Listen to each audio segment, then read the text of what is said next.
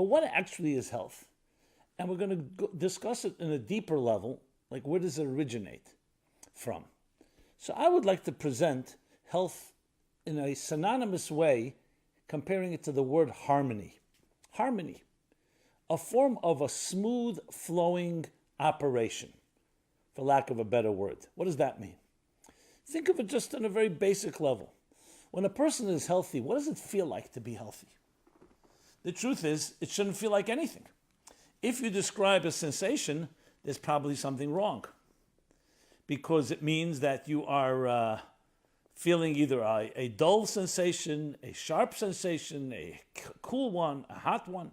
Health should be seamless, invisible. So health is really the sign of something flowing, humming along without any interruption and without any stop or block or pause. It's just flowing. What does it feel like, your blood flowing through your circulatory system, through your veins and your arteries? It should be very smooth, to the point you shouldn't even feel it. If you do feel a pulse, or you feel something in the circulatory system, it's either because you're running or you're overusing it, so to speak. I'm not saying it's necessarily a bad thing, but it's not in its regular flowing motion. The same thing with the respiratory. What does it feel like to breathe? Most of us don't even give it a second thought. Now that I'm mentioning it, you start thinking, oh, I'm exhaling, I'm inhaling. We breathe, an average person is 15 to 18 breaths a minute. Did you even know that? No, because it's one of those things we take for granted. The same thing with all our other systems, neurological, physiological, on every possible level. Health is really an invisible experience, because there's a natural flow, and I use the word seamless. Seamless. The way the Kabbalists put it actually is that when things are in place, and I say in place, not just human health, but the world is a healthy place. Everything is in a healthy place. It's exactly the same thing. There's a seamlessness between form and function, between the way the mystics put it, between energy and container. And let me just explain that in a very basic way. You're reading a book, right? There's words on the page. The words turn into sentences. Sentences turn into paragraphs. Phrases turn into paragraphs, turn into pages, to chapters, and you have a whole volume. When you're reading and you're completely immersed in a book, you're consumed by it, you don't even notice the letters. You don't even notice that you're turning a page. When do you notice it? Either when you're distracted, or when the writing is a little rough. You start feeling this is not smooth writing. You feel like a hiccup, a edge. Same thing with music. When you're listening to music, you're just able to experience the power and the energy. It transports you to another time and place. It's seamless. When you want to dissect it and break it down, then yes, you say, okay, here are musical notes, and here's the tempo, and the different beats, and the different emphases, and so on. Same thing in writing. If you want to analyze it, of course, you start seeing, oh, this is how the author phrased these words. But when you're in the experience, the words are like the containers. The energy is the message being conveyed in those containers. That's called harmony, seamlessness. The same thing with music. The musical notes and the way the sounds are the containers, but they are completely seamless with the energy being conveyed, the music being conveyed through those containers. Anything healthy has that quality, a seamlessness. You hear a good speaker. You can get completely consumed with the poetry, with the music, so to speak, with the beauty of the oratory, the message being expressed by the orator. When does it get not that way? When the speaker is either not so clear, or it's confusing, the ideas are not being conveyed clearly, or the speaker has a cough or something else that somewhat disturbs the flow. So what I'm submitting here is that health, no matter what form, when you say something, it's a healthy machine, it's a healthy body, it's a healthy soul, it's a healthy book, it's a healthy situation, is a seamlessness. A healthy company, you have the different pieces, the different parts, the different departments the different workers, the different talents, all working together in a seamless flow. As soon as there's some discord or there's some disruption, that right away compromises and somewhat limits that flow. So to sum up, the Kabbalistic definition of health is healthy energies in tailored containers, and they're perfect.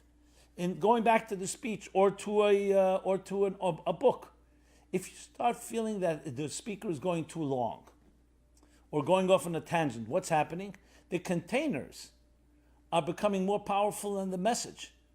And it starts draining us. It starts impacting us. The perfect is when enough exact amount of energy, message being conveyed in the proper container. The container is not too big, not too small. The energy is not too big, not too small. They completely like a hand inside of a glove. To bring it back to health, that's exactly how it works. We are made up of a body and a soul. Think of soul as the energy within your body.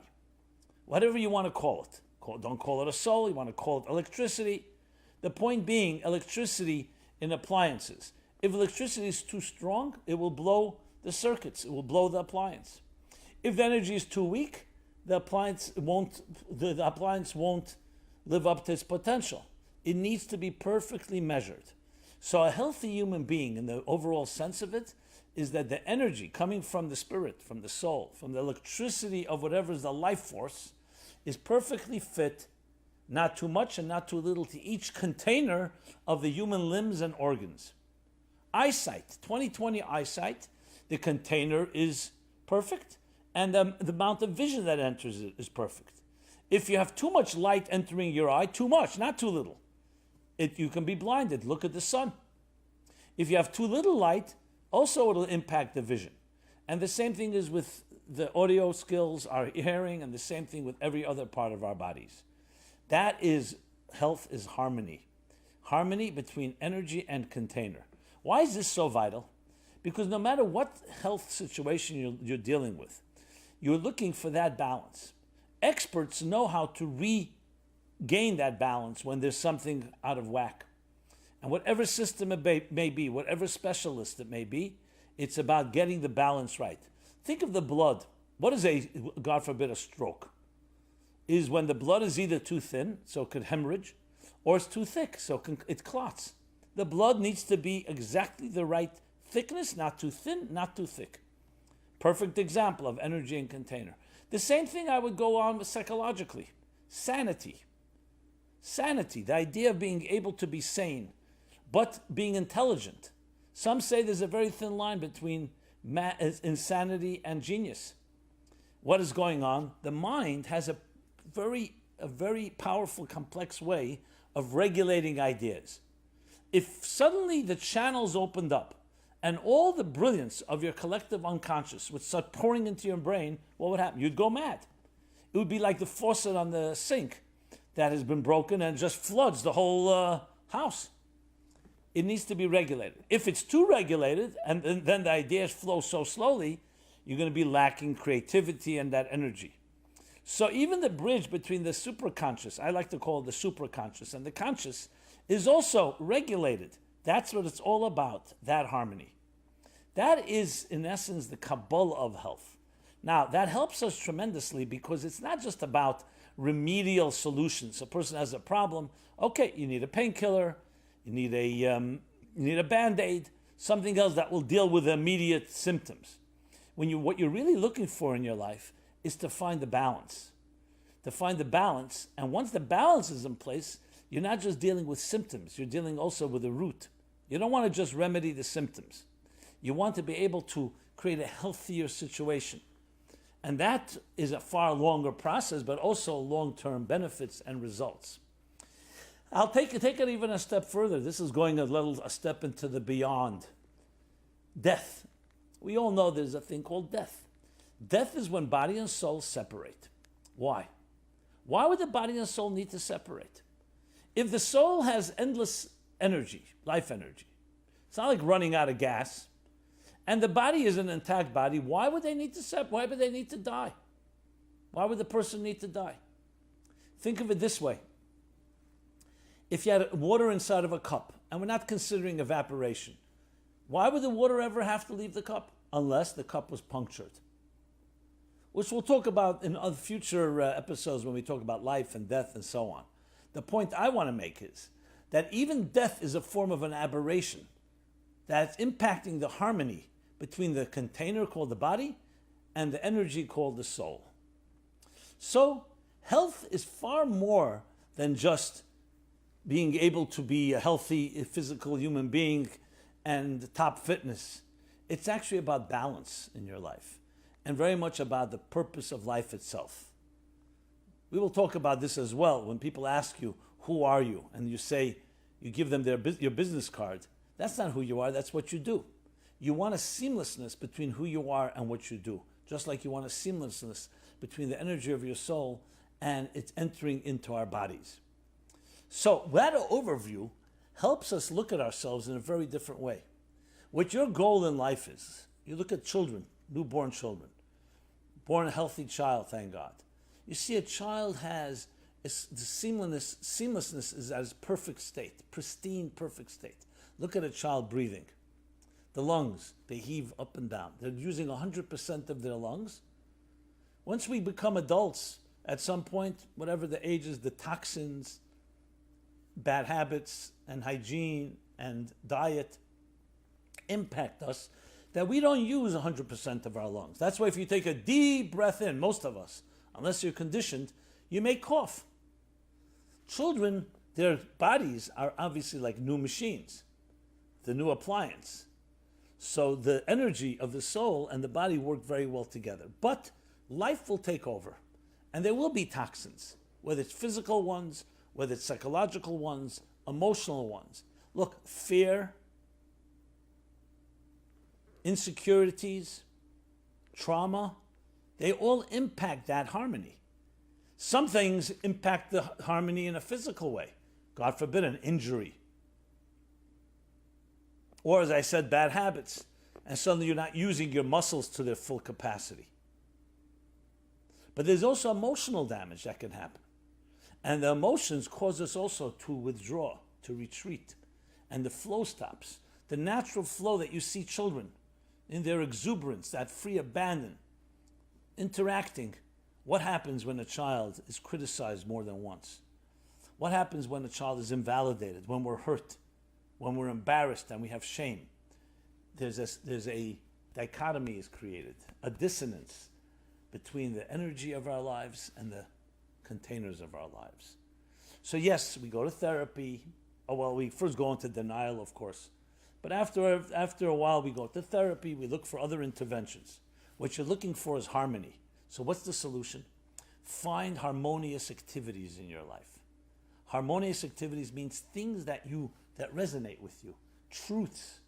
It's one of the worst things for the human spirit and psyche is to work with liars, with deception.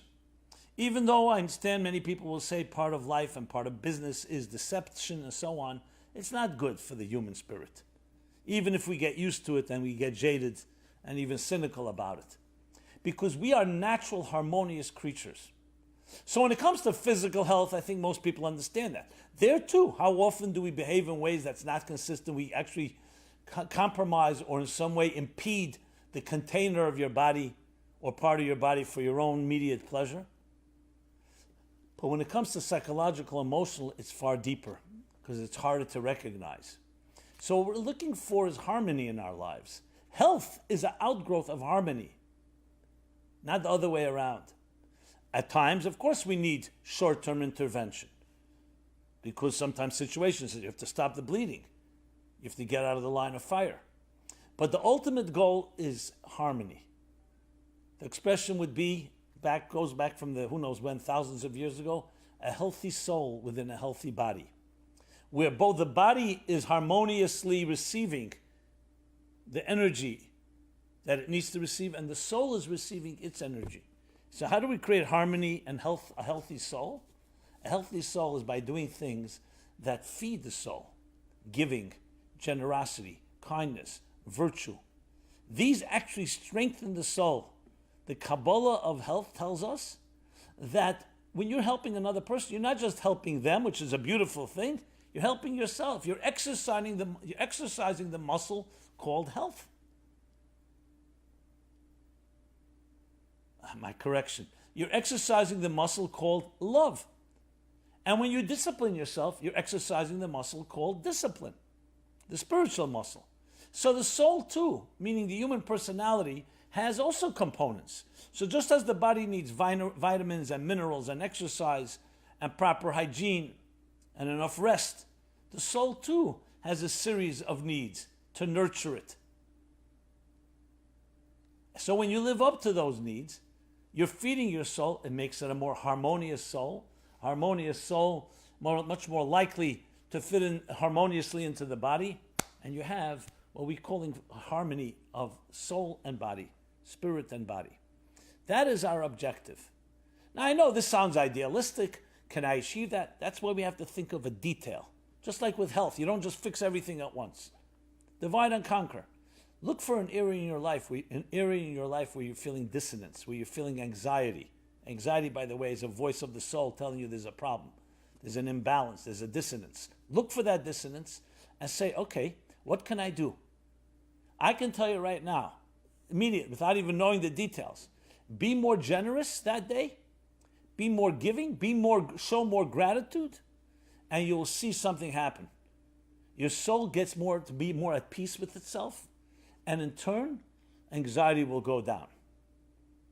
Does this also work for physical health? Absolutely. Obviously, with physical health, you may also need physical interventions. But in the big sense, in the big picture, of course. Look at two people lying in a hospital bed, God forbid. One of them has guests and visitors and family and gifts. And the other's lying alone in bed. Nobody cares. They may have exactly the same symptoms, the same problem. You tell me what will be the results.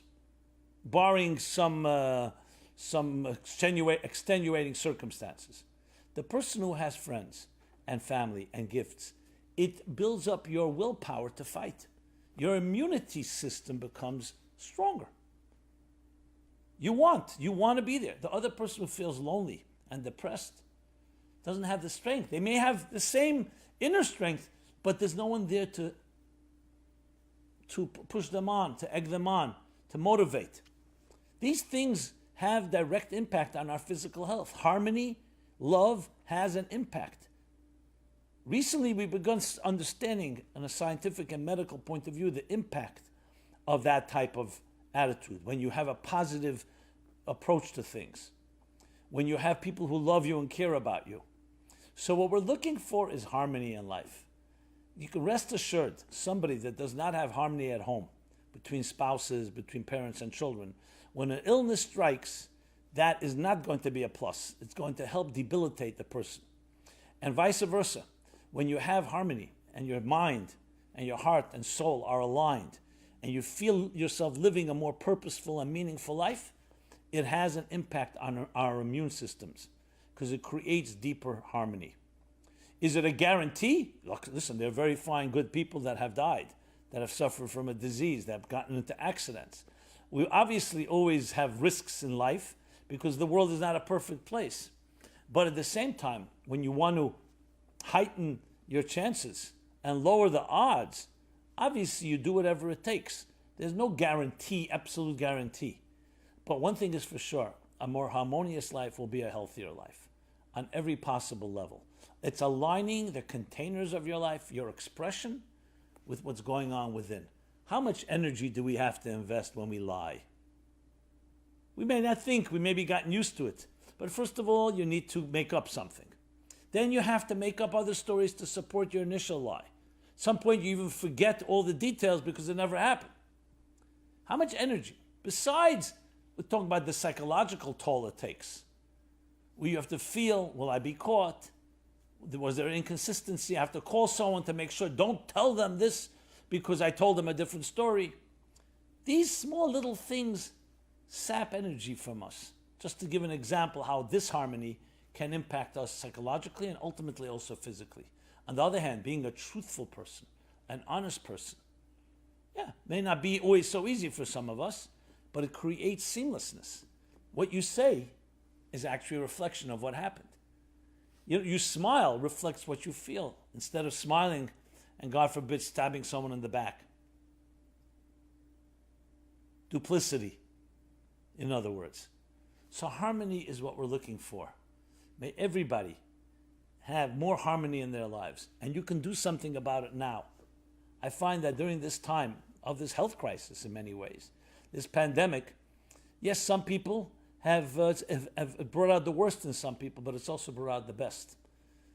Try it out. Try getting back to a more seamless place in your life.